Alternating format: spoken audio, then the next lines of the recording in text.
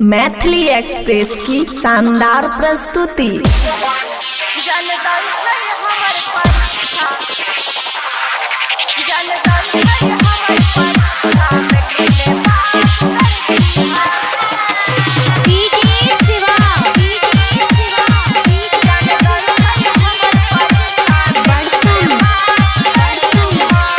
खुशी recording studio बलुआ।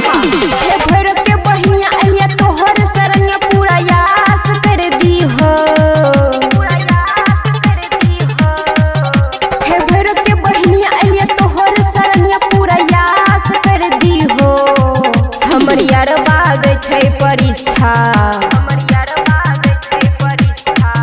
जान दै छै हमर परीक्षा मैट्रिक में पास कर दी हो। जान दै छै हमर परीक्षा मैट्रिक में पास कर दी हो।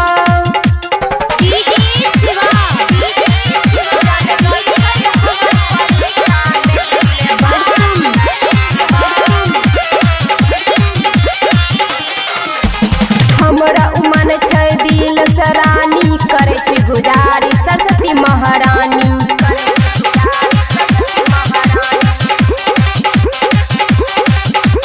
हमरा उमन छै दिल सरानी करे छी गुजारी सरस्वती महारानी। नंबर तू दे में माई फूल प्रयास कर दी हो। नंबर तू दे में माई फूल प्रयास कर दी हो। जान दै छै हमरे परीक्षा जान दै छै हमर परीक्षा मैट्रिक में पास कर दी है। जान दै छै हमर परीक्षा मैट्रिक में पास कर दी है।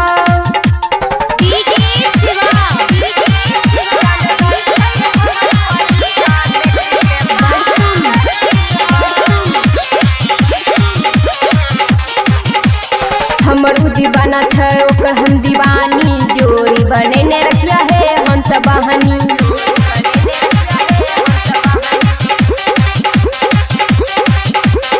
हमर उ दीवाना छै ओकर हम दीवानी जोड़ी बनेने रखिया है हंस बहनी। कहै छै प्रमोद यारती 20 पास कर ली हो। कहै छै प्रमोद यारती 20 पास कर ली हो। हमर यार बाद छै परीक्षा